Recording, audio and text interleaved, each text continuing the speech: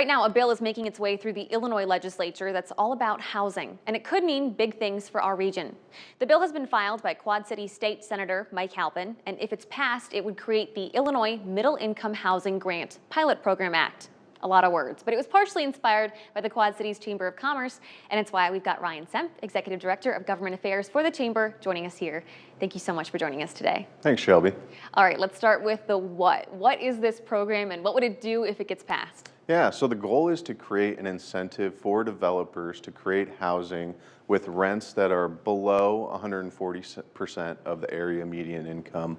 The hope is to drive investment into middle income targeted housing, something that we desperately need in the Quad Cities. Okay, so if it's passed, the program would get $10 million for 3 years, and communities all over the state could apply for it. We were talking earlier, is $10 million enough for this program, do you think? Yeah, obviously we always want to see more investment, but in a tough budget year, we think that starting small and targeting it to communities like the Quad Cities is really helpful to get it off the ground and show that the program has promise.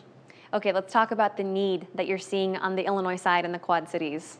Yeah, so when we look statewide at Illinois, in 2023, the U.S. Census Bureau reported that there were fewer than 900 building unit permits issued outside of the Chicago metro area. That's for the whole state, at least for metro areas outside of Chicago. So when you think about that, that's not much for a state of however many millions of people are in Illinois.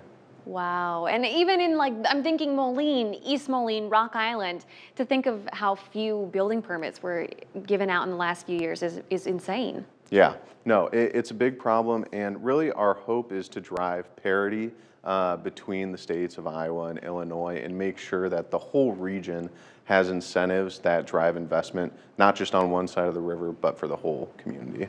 I'm glad you brought that up, because that's the whole reason that the Quad Cities Chamber of Commerce decided to reach out and try to partner with Mike Halpin on this bill. You're seeing a lot more investment on the Iowa side than the Illinois side. Yeah, and I think a lot of that comes down to other market factors, right? It's not just, where people want to invest, but we certainly see tools on the Iowa side like the workforce housing tax incentive that helps to incentivize that kind of investment in Iowa. We just want to see something similar in Illinois to drive up that competition. So how did you first get partnered with Senator Halpin? Yeah, well, Senator Halpin's a great representative for the area, does a lot of great work, and we brought this to him as an idea last year, actually, with a slightly different idea, and he ran with it. And so we came back this year with a little bit of a different approach, but something that we still think will have great impact here in the Quad Cities if it passes.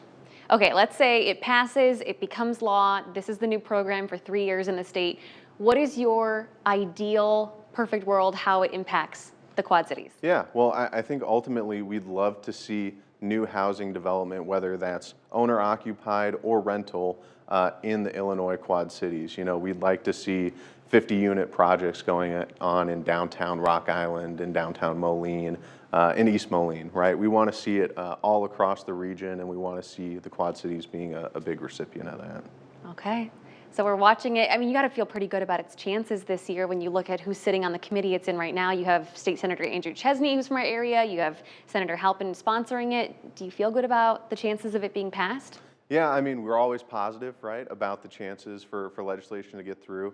Like I mentioned, it's a tough budget year, but we are hopeful. We've had a lot of really positive conversations with legislators in our area, but also from across the state in areas that will be impacted by the bill. So, we're staying positive and hoping that we can get some progress this year.